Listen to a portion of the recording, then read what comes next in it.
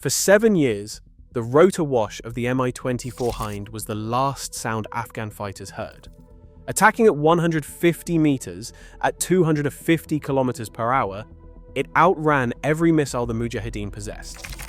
By mid-1985, the DIA concluded Soviet air power alone was decisive. Then, the CIA approved a weapon that would ground the Hind for good.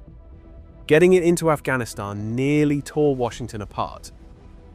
The Mi-24 Hind was engineered for a single purpose: battlefield dominance. Soviet doctrine called it a flying tank. Its thick armor and twin engines designed to shrug off small arms fire that shredded lighter helicopters. In Afghanistan's steep valleys, the Hind's pilots flew attack runs at 150 to 300 meters above ground, often at speeds topping 220 kilometers per hour. These profiles left Afghan fighters with seconds to react, barely enough time to aim, let alone launch a missile. Soviet after-action reports detail how in a typical assault, Hinds would pop up from cover, unleash a barrage of 57mm rockets or 30mm cannon fire, and vanish before ground fire could reach them. The weaponry was only part of the threat. With a capacity for 8 fully armed troops, the Hind could insert Spetsnaz teams into remote strongholds, then circle back to provide close air support. Its presence alone was enough to scatter resistance groups, and the psychological effect was just as potent as its firepower. Early attempts to counter the Hind included SA-7 Grail missiles, British blowpipes, and even heavy DSK machine guns, but they proved almost useless. The Hind's speed and altitude kept it above the effective range of most weapons, while its infrared suppressors and rapid maneuvers defeated the few missiles that could lock on. Soviet loss records show 333 Hind airframes written off between 1979 and 1985. But the majority fell to mechanical failure or accidents, not enemy fire. Combat losses, once non-combat attrition is subtracted, rarely exceeded 215, a number that underscored the imbalance. For the Mujahideen, every Hind overhead was a reminder that without a new weapon, the war would remain one-sided. In Washington, these numbers landed on the desks of policymakers, fueling a frantic search for a solution. Pressure inside Washington reached a breaking point in the summer of 1985. The Defense Intelligence Agency, DIA, July assessment landed on the desks of the National Security Council, outlining in blunt terms that without a credible way to challenge Soviet power, Afghan resistance would collapse. Charlie Wilson, serving on the House Defense Appropriations Subcommittee, pressed the case for advanced anti-air weapons, arguing that Soviet helicopters were turning the tide of the war. He found an ally in Gust Avrakotos, the CIA's South Asia operations chief, whose reputation for sidestepping bureaucratic inertia made him indispensable to the cause. Objections came swiftly. The State Department cables warned that supplying Stingers could violate international treaties and risk civilian airliners in the region. A June 1985 memo from the Bureau of Political Military Affairs flagged proliferation concerns, while the CIA's own legal counsel insisted on strict deniability and end-use controls. The debate grew heated. Some officials feared blowback. Others saw only the urgent need to break Soviet dominance. On September 12, 1985, the National Security Council convened to settle the question. Wilson presented a $100 million budget amendment for advanced anti-air weapons, while Avrakotos cited the DIA's findings on Soviet air dependence. The State Department delegate objected but relented after Wilson secured Saudi co-funding. The National Security Council approved the Stinger augmentation, and a classified presidential finding authorized procurement the following day. Wilson then maneuvered a classified amendment A123 into the fiscal year 1986 Defense Appropriations Bill, allocating $75 million for special operations and covert programs.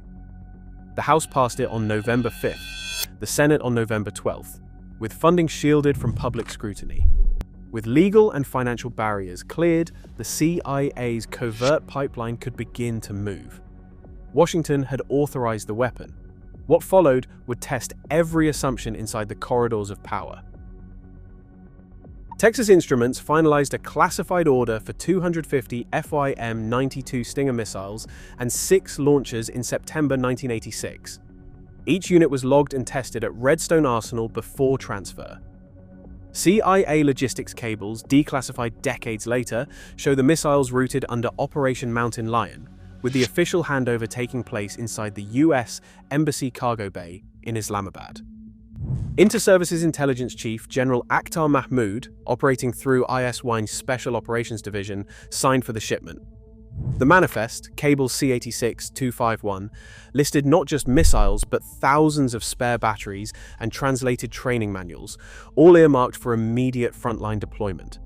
From Islamabad, ISI logistics teams moved the cargo to a secure depot in Peshawar, bypassing regular customs and using convoy routes through the Khyber Pass. ISI Order 4587 split the stock into regional caches, with Major Amir Siddiq assigned to supervise distribution for the Khyber sector. Each selected Mujahideen unit received a strict monthly allocation, no more than 30 missiles at a time, enforced by depot ledgers and field reports to CYA handlers. Training followed a rigid 3-day curriculum: safety procedures, target acquisition, and live fire exercises. Overseen by Captain Mahmoud Khan of ISY and Lieutenant Colonel James Miller, a U.S. Army liaison. Within weeks, the first Stingers were in the hands of Afghan fighters, but every step left a paper trail that would haunt planners for years. The pipeline was live. The battlefield would not wait. On September 26, 1986, the war in Afghanistan changed in a single afternoon. Engineer Ghaffar and his team, after a night-long approach to the outskirts of Jalalabad, set up their position with 2 Stinger launchers, each missile checked, each battery tested in silence. As 3 Mi-24 Hind helicopters swept in low for a strafing run, the Mujahideen fighters steadied their aim. The first missile missed. The second found its target, locking onto the Hind's exhaust and detonating against the forward fuselage. The helicopter spun out and crashed north of the city, killing both crew members. Ghaffar later recalled the moment in a Stars and Stripes interview, saying that for the first time we were not powerless. A CIA field cable dated the next day captured the shock inside Langley. It described the recent Stinger engagement as exceeding all operational expectations in terms of acquisition speed and kill probability. The cable referenced the code name GHA Team 01 and confirmed 2 missiles fired, 1 direct hit, and the destruction of a gunship that had dominated the valley for years. Soviet after-action logs cross-referenced with US intelligence confirmed the loss. There was no ambiguity left. In the span of minutes, the Stinger had turned the most feared helicopter on the battlefield into a casualty. The era of unchecked Soviet air power was over. But with the first Hind down, a new and unpredictable phase of the war had begun. The Stinger's breakthrough lay in its seeker. Developed by Texas Instruments and tested at Fort Bliss, the Rosette Scan all-aspect infrared seeker operated across dual bands, 2 to 4 microns and 4 to 5 microns. Unlike older missiles that could only lock onto a Hind's rear exhaust, the Stinger's seeker could acquire any exposed heat signature from nearly any angle. In Fort Bliss trials, the missile demonstrated a probability of kill, PK, of 0.85 against moving targets at up to 4 kilometers, with lock-on times measured in under 2 seconds. On the Afghan battlefield, this meant the Hind's brief exposure during a pop-up or strafe run was enough. The helicopter's twin turboshaft engines and massive exhaust plume, especially during hard maneuvers or climbs, produced a heat signature that the Stinger seeker could not only detect, but track against background clutter and through Soviet countermeasures. The missile's proximity fuse and high-gain detector array left little margin for escape. For Mujahideen fighters, the weapon did not just offer a lucky shot, it made Hind losses inevitable. Every sortie flown at low altitude now carried a real risk. The Stinger's range of 3 to 4 kilometers covered the entire attack envelope the Soviets had relied on. The psychological balance shifted. Gunship crews could no longer assume impunity, and the Mujahideen's odds changed from desperation to a credible threat. The question for Soviet command was no longer if the Stinger would claim more Hinds. but how quickly their air tactics would have to change. Soviet Aviation Command responded to the Stinger's arrival with a wave of urgent directives. By December 1986, Moscow issued orders mandating the retrofit of all Mi-24 and Mi-8 helicopters in Afghanistan with infrared flare dispensers. Maintenance logs from the 40th Aviation Regiment show that field teams worked around the clock, installing magnesium flare pods on airframes already battered by months of combat. Flight manuals were updated overnight. Pilots were instructed to trigger rapid burst flares during every approach and egress, hoping to confuse the Stinger's seeker. But the missile's rosette scan algorithm, designed to distinguish engine heat from decoys, often rendered these defenses unreliable. Losses continued to climb. Soviet logs and CIA intercepts both estimate nearly 270 helicopters, mostly Hinds and Mi-8s, were lost to Stingers and other ground fire in the 18 months following the missile's debut. The psychological toll was immediate. Pilots began refusing low-altitude missions, demanding night operations or heavier fighter escort. In the spring of 1987, GRU launched a covert mission to capture an intact Stinger for reverse engineering. The operation recovered a damaged missile, but technical teams in Moscow found its seeker nearly impossible to duplicate. Each adaptation carried a cost, extra weight, reduced firepower, and growing mistrust between air crews and command. The Soviets were now fighting not just the Mujahideen, but the limits of their own doctrine. Nearly 1,000 Stinger missiles crossed into Afghanistan by war's end, each logged by the CIA, but quickly lost to the chaos of conflict.